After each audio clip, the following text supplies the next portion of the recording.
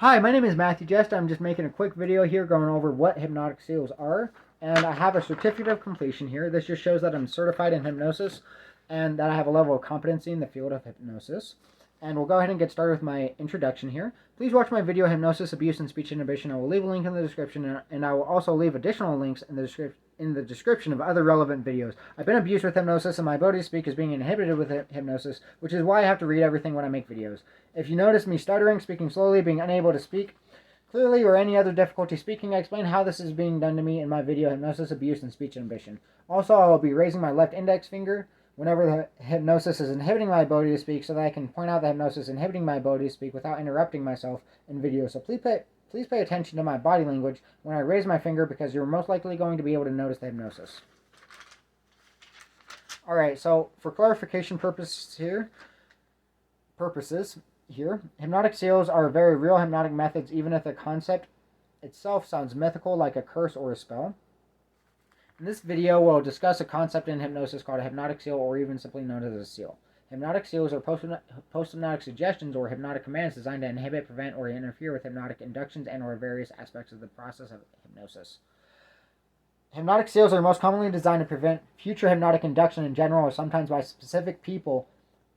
Hypnotic seals are oftentimes used unethically, although can be used for ethical purposes, such as protecting a vulnerable individual. I've involuntarily had an extensively elaborate and relatively discreet hypnotic seal imposed on me in an attempt to prevent me from reversing the abusive and dangerous effects of hypnosis that were forced upon me. I've never found or heard of any incident where a hypnotic seal was not able to be broken, or in other words, a hypnotic seal that completely inhibited the hypnotic process and or induction. Hypnotic seals are not common knowledge, as there is a significant amount of hypnotists and hypnotherapists that have never heard of a hypnotic seal or encountered a hypnotic seal, although there is a substantial amount of evidence, a substantial amount of hypnotists and hypnotherapists that are familiar with hypnotic seals. Hypnotic seals used unethically can be absolutely terrifying for victims, including myself, especially with a lack of knowledge or limited knowledge on the subject. I am not aware of any studies conducted regarding hypnotic seals and exactly how much information is currently available regarding hypnotic seals, although I wouldn't be surprised if research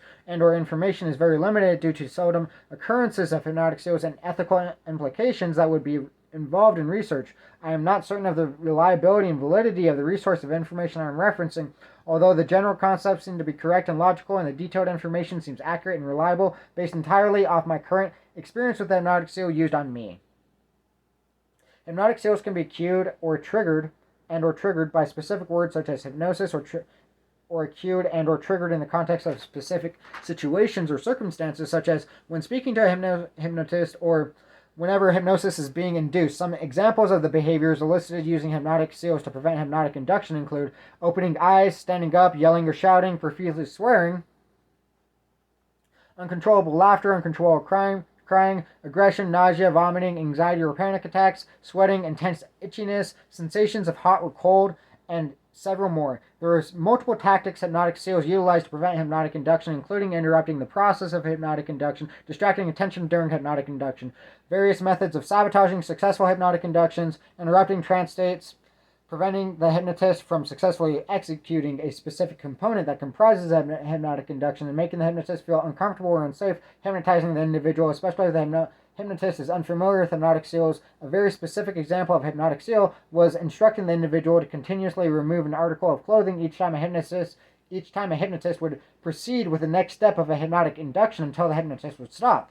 There are also a variety of methods and techniques designed to break a hypnotic seal or depotentiate and counteract a hypnotic seal. Some examples of methods used to break a hypnotic seal are indirection, which is inducing hypnosis without informing the individual that hypnosis is being induced, and using indirect terms and language patterns, which works very well when hypnotic seals are triggered by specific words or phrases, because then the hypnotic seal is never cued during the induction. Regression, which involves guiding the individual back in through time before the seal was ever imposed on the individual. Using multiple hypnotists to facilitate the hypnotic induction, using inductions that focus attention on the kinesthetic modality, which prevents the individual from being distracted during the induction. I also have undeniably profound evidence of a very specific hypnotic seal that was used to sabotage and inhibit hypnotic induction in a recording of a hypnotherapy session that I will elaborate in detail in another video that I will make, and I will post a link in the description. Also, I want to point out I'm glad I was able to make it under 5 minutes, technically.